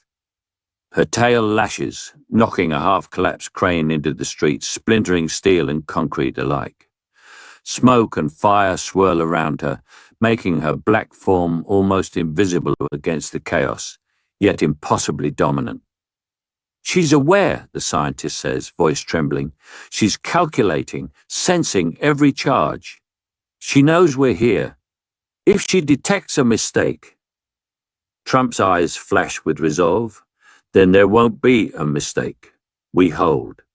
We wait. Every second counts. This is the line. Lightning cracks across the sky, illuminating the Queen as she descends from her perch onto the street below. Her claws dig into concrete like knives into flesh. Acid drips from her tail, sizzling through metal barricades, and drones rush to scout every alley, every tunnel, every escape route. The streets themselves seem alive under her, trembling, awaiting the coming apocalypse. A sudden alarm shrieks through the bunker. Sensors detect her exact proximity to the detonation charges. Every hand freezes, every breath hangs heavy. Trump doesn't flinch. He grips the edge of the console, staring at her massive silhouette advancing, tail curling and lashing. "She's in position," the general says, voice barely audible over the chaos. "Sir, any second now." Trump exhales, slow and deliberate. "Then we face this, head on. Humanity's not hiding, not fleeing. We end this." Outside, the Queen pauses above the detonation site, sensing the subtle vibrations beneath her claws. Drones swarm the perimeter, flanking her like a living wall. Smoke rises in spirals around her, fire reflecting off her sleek black carapace. Every inch of her presence screams inevitability, a perfect predator against the remnants of human ingenuity. The scientist swallows hard. "Sir, once we trigger the implosion, there is no undoing it."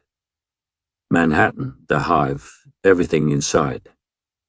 Trump's eyes narrow, jaw tight, unwavering. Then let it be done. One last stand, one last face-to-face. If humanity falls here, it falls standing. The countdown timer ticks down on the main console. 1 hour, 45 minutes. The Queen shifts, tail whipping, claws scraping, unaware yet of the trap beneath her. The tension is almost tangible, the entire city holding its breath.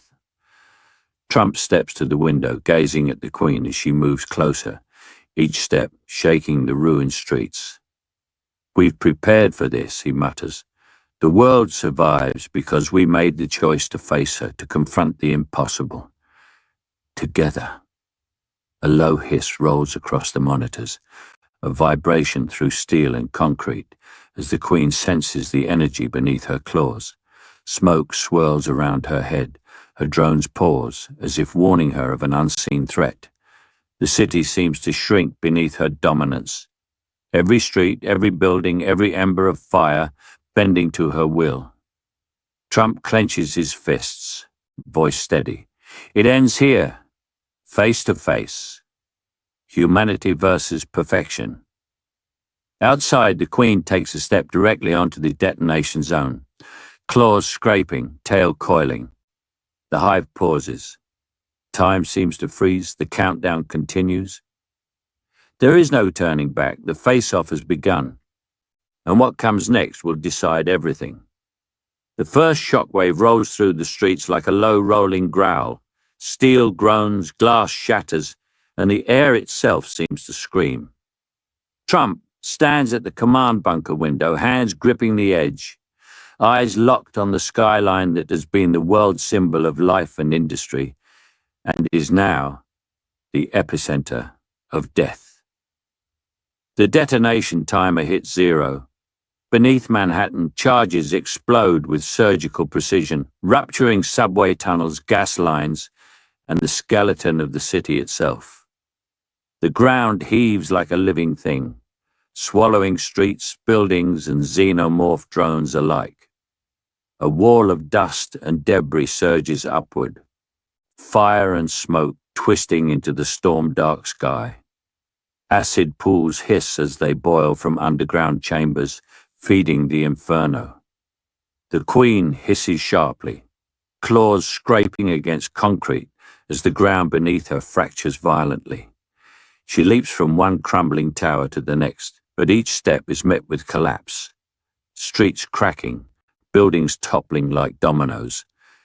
Jets attempt last-minute maneuvers to evade falling debris, but a wall of concrete smashes through the air, scattering them like toys. Trump doesn't flinch. His jaw is tight, eyes sharp, scanning monitors that shake with static. Every sensor, every camera, every feed flickers and dies in the rising chaos. Smoke swirls into the bunker vents, carrying the scent of fire and molten metal. "We end it here," he mutters, voice low but unwavering. "Every last one of them. No compromise." Outside, the Queen screeches, a deafening, silent vibration felt through bone and steel, tail whipping, carapace glinting in flashes of lightning and fire. Her drones scatter as concrete and steel collapse around them, but instinct drives them to survive, leaping over fissures and molten debris. Manhattan itself seems to fight back, devouring everything in its path. Skyscrapers crumble into dust, subway tunnels implode, and every street becomes a river of flame and rubble. The general shouts over comms, voice strained. "Sir, sensors show the Hive is breaking apart. Structures collapsing. Everything is going down." Trump's eyes narrow. "Good. Let the city be the cage. Let the Hive perish in the tomb we built. No mercy. No hesitation." A massive tower near Wall Street shudders violently, splitting from base to spire. The Queen leaps from it, claws digging into fractured steel, tail coiling to strike, acid sizzling where it hits molten concrete. Drones swarm around her, but each building they cling to shatters, dragging them into the molten abyss. The Queen hisses again, sensing the inevitability beneath her. The city trembles, alive with destruction, as if Manhattan itself has decided to take the invaders down with it. Lightning flashes across the sky, illuminating rivers of fire, falling debris, and collapsing streets. Jets dive desperately, dodging clouds of concrete and burning wreckage, engines screaming.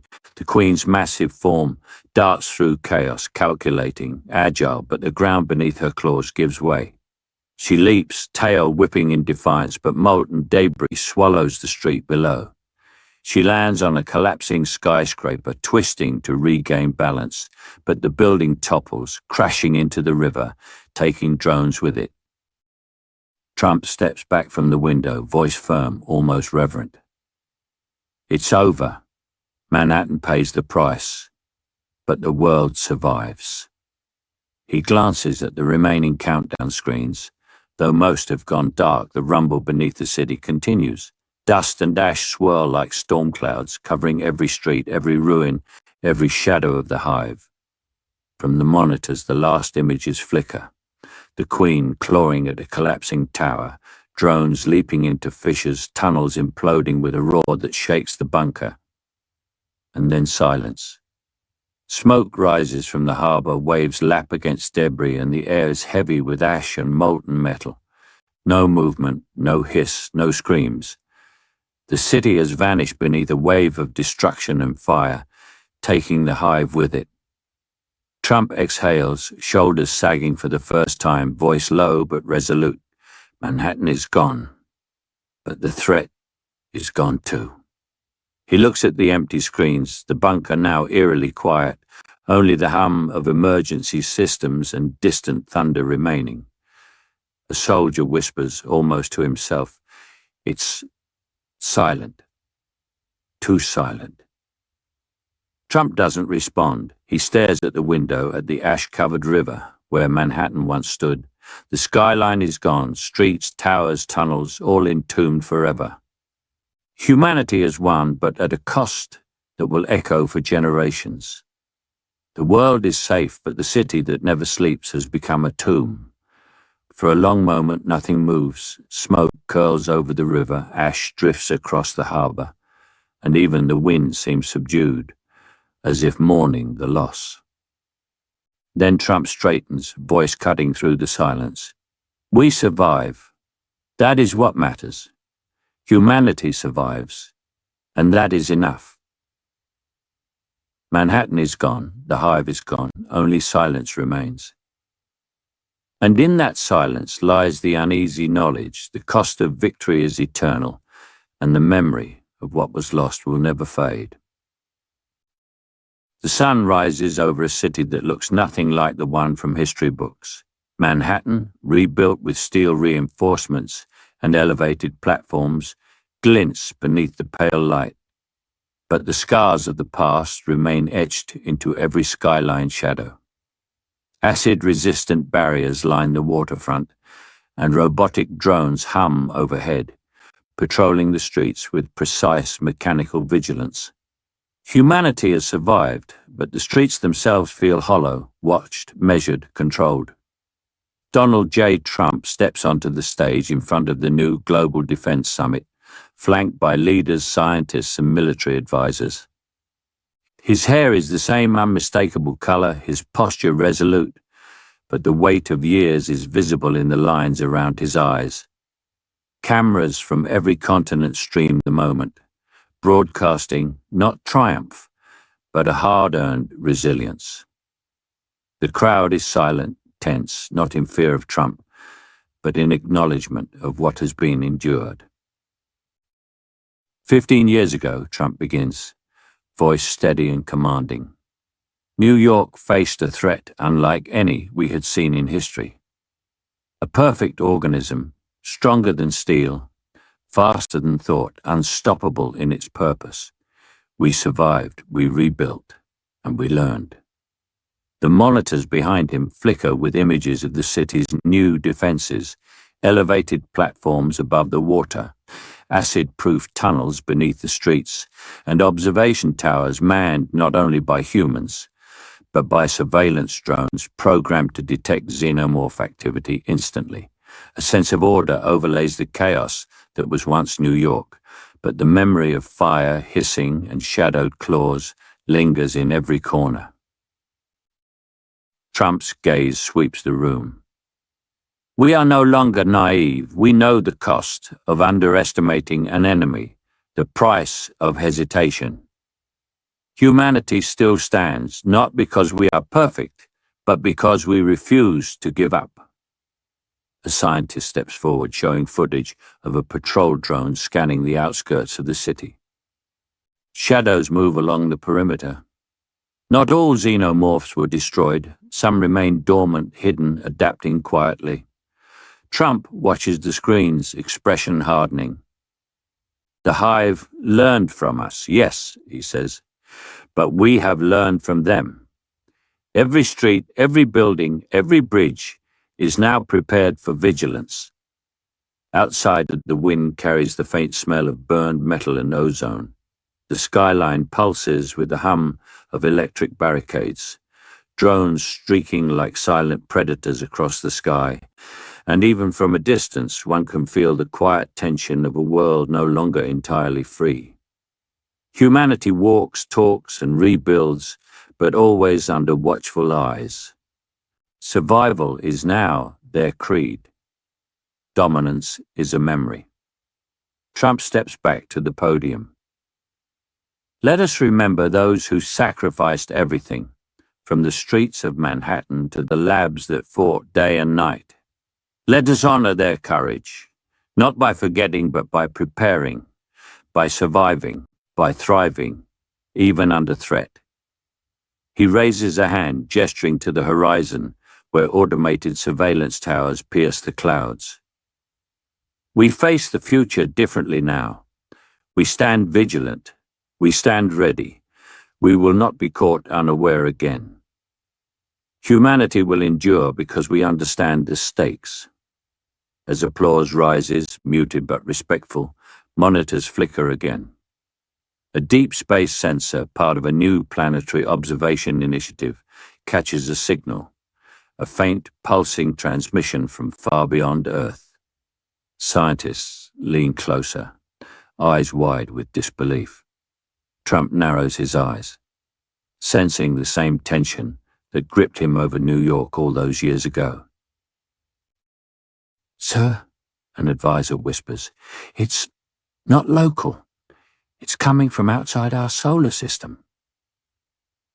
Trump's gaze hardens, jaw tightening. "Then the work doesn't end here," he says, voice low but resolute. "We've survived once. We will survive again. Humanity does not give up. Humanity adapts. Humanity endures." Outside, drones patrol the empty streets, mechanical wings slicing through early morning mist. Acid-proof barricades glint in the sun. The rebuilt skyline stands strong yet wary. Manhattan may have been a tomb once, but now it is a fortress, a reminder that survival comes at a cost, and vigilance is eternal. The deep space signal pulses again, faint and rhythmic, cutting across the calm of the morning. Eyes turn skyward. Trump steps forward, one hand raised, gaze fixed on the distant stars. "Prepare," he commands. "Humanity is still standing." And now we watch the universe back. For a moment, silence blankets the summit, a tension heavy with history and anticipation. The world has changed, irrevocably. Survival is no longer assumed, it is earned. And somewhere beyond the stars, something waits, watching, pulsing, patient. The future has begun. The sky over the rebuilt city is heavy with clouds, dark and restless, reflecting the tension that has lingered for decades. Trump stands atop the highest observation tower, overlooking a Manhattan that glimmers with reinforced steel. Drones patrolling the streets like silent guardians. Fires no longer burn, but the memory of smoke, acid, and screams still lingers in the air, thick and metallic. Every street corner, every elevated platform, every acid-proof barricade tells the story of survival and the cost humanity paid to achieve it. Trump's eyes narrow as the monitors flicker, displaying live scans from orbital satellites and deep space sensors. The readings are unusual, energy pulses, rhythmic and deliberate, originating not from Earth but from the dark void beyond. The advisors around him murmur in disbelief, scanning their consoles, rechecking coordinates. "Sir, it's not over. This is not local. It's coming from the void," one whispers, voice tight with awe and fear. Trump leans closer to the screens, jaw tight, voice low but commanding. "Show me everything. Every pulse, every scan, every anomaly. If they're watching, then we watch back. Humanity doesn't cower, not now, not ever." Outside, the rebuilt city pulses with life. Vehicles move in precise lanes, drones swoop in synchronized patterns, and humans walk streets that hum with controlled energy. Children play under reinforced parks, unaware of the shadows that once ruled these streets. And yet, despite the calm, the air vibrates with the knowledge of what lingers beyond, unseen but unmistakable. The chief scientist, trembling, points at a new set of data streaming in from the Deep Space Observatory. Sir, the Hive was a test, a probe. All our calculations, all our defenses. They were watching how we would respond, how we would survive. New York was never the battlefield. It was the experiment. Trump's eyes harden. His hands grip the railing as he steps closer to the edge, looking down at the fortified streets below. So this was never just about Manhattan, he mutters. This was about proving what? That we fight, that we endure? His voice rises, carrying over the hum of the city. Then we've proven it. Humanity stands, we adapt, we endure, and we fight when we must. A low hum vibrates through the observation tower, faint but persistent. Outside, drones pivot in unison, sensors scanning the horizon as a subtle energy signature sweeps across Earth. The advisors exchange worried glances. Sir, the probe. They're still out there. They've been watching. And now, they know we survived. Trump steps back from the window, face illuminated by the pale glow of the monitors, expression resolute. Then we prepare, not for one city, not for one battle.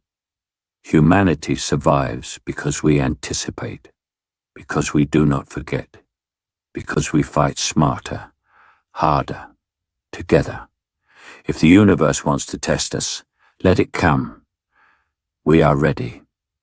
In the skies above Manhattan, satellites hum, scanning not just for threats on Earth, but for anomalies beyond. The rebuilt towers glint in the sunlight, armored and unyielding.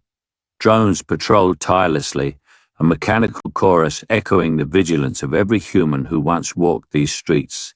And still, deep in the void, the pulse continues. A reminder that Earth is no longer alone, that every move is measured, every response recorded. Trump gazes at the horizon, voice steady, almost reverent. We have won the battle, yes, but the war is eternal, and we are ready for it. Humanity does not surrender. Humanity endures, and we will endure as long as the stars watch us. The deep space signal pulses again, faint but unmistakable. It spreads across monitors and satellites, a pattern too precise to ignore, a message from the unknown. Advisors murmur, scientists take notes frantically, and the crowd in the command center leans forward. Trump raises a hand, calm, unwavering, eyes fixed on the stars. This, he says, voice carrying across the room, is our reality now. We fight, we survive, we adapt. And we do so forever, because humanity is not perfect, but we are unbreakable. The perfect organism may watch, may test, may judge, but it will never defeat our resolve. The monitors fade to black as the pulse continues, rhythmic and infinite. Manhattan glimmers below, quiet but alive. Humanity has won the battle. Manhattan is no longer a tomb, but a fortress. And beyond the stars, the universe watches, patient and eternal. Trump turns away from the window, shoulders squared, eyes fierce. Let them watch, he mutters almost to himself. We're ready, forever ready. The screen fades on the city, fortified and vigilant, under a sky that is both calm and watchful. The Xenomorph probe continues its silent survey from the darkness of space. Humanity has survived, but the eternal war has only just begun.